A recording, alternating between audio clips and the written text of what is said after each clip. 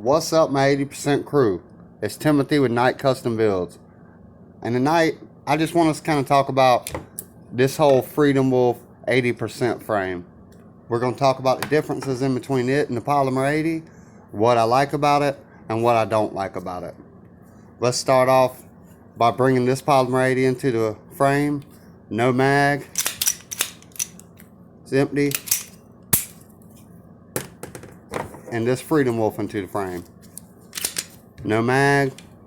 It's empty. Let's talk about them. So obviously with the Polymer 80, you're going to drill holes, drop the rails in. Everyone knows that. Okay. Difference with the Freedom Wolf, you're going to drill the holes, drop the rails in, and epoxy these tabs in. So, as far as epoxying the tabs in and the differences in this and the P80. So the Polymer 80, everyone on the Polymer 80 loves these gas pedals. I love them myself. So I was kind of skeptical about having gas pedals right where I epoxied this damn plug in to hold my rails in. Whether that would work for long term or would that mess things up, make it where it lets the rails go. So I didn't alter this frame because this is my somewhat carry gun. It's in a trial right now just to make sure it's good to go. But as far as it looks right now, it's good to go. It's got a really nice trigger. I really like that Lone Wolf trigger. So I took this frame and I stippled right over the plug. Added some more stipple work on the handle texture and the mag well. And on both sides, I pretty much put gas pedals. I didn't cut them in and recess borders and everything else, but I did add some stippling for the gas pedals. Now I am going to build this out. I'm going to build out exactly the same as this one with a KM Tactical Gen 3 OEM style slide, no markings. It's just your plain Jane. I think this slide you can get for a little bit over $100 strip. This is probably one of the cheapest slides you can find in tungsten Cerakote. So, that being said, I want to know what y'all are doing to the Freedom Wolf frames. Are y'all even messing with them? Because I'm going to tell you, they're a lot different than this Polymer 80. It's got a lot of pros and cons, but it's got a lot of things I like about this that the Polymer 80 doesn't have. It's got, when it comes to stippling, when I stipple this, that's about as close as you'll get to an OEM Glock polymer material. And as far as dropping the rails in and gluing them in, it was really easy. The holes were really easy to drill out. Everything on this I really like. I'm not real crazy about the locking block, but you can kind of trim these out right here. Yes, it voids warranty, but this stipple job I put on here probably already voided warranty anyways.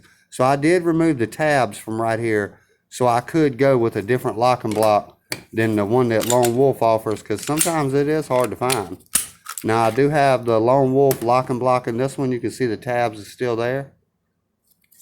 See on this one, they're gone.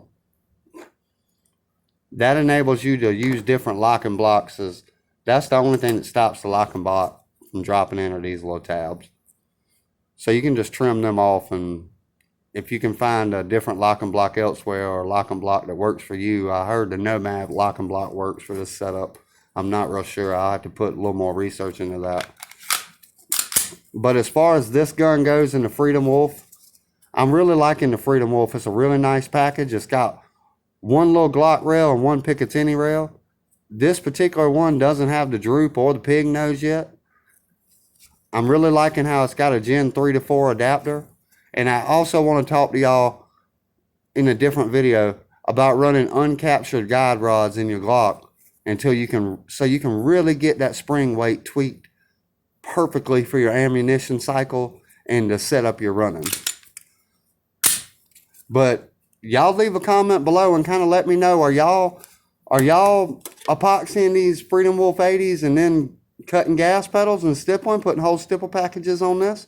Because I'd like to know, because I was honestly kind of curious on how it would hold up if I cut a recessed border in here, cut an accelerator cut in here, and then stippled over it, if it was shorting the life, or, you know, just the strength of this plug being pushed in, epoxied in, and half the material being gone, would it not hold in as good and hold up to the recoil? Because this frame is approved for 40 cal. So we'll see in future testing, further testing, see how it goes. Y'all leave a comment below. Don't forget to like and subscribe. Let me know what y'all are doing to your Freedom Wolf 80s. And guys, if you're not messing with the Freedom Wolf 80 because, oh, it's not a polymer 80, oh, you got to glue the rails in, you're missing out. You need to try this thing out. This thing is nice. Different back straps. Comes with the mag well. If you don't like the mag well, don't run the mag well. Gen 4 mag release. Everything else is pretty much the same as your polymer 80. So if y'all ain't tried the Freedom Wolf, y'all dive on that. Let me know in the comment field below how y'all feel about it. Let me know what you think about this stipple job. If you think it's shit, or if you think it looks pretty good. I honestly think it looks pretty good. Y'all have a good day. Stay safe.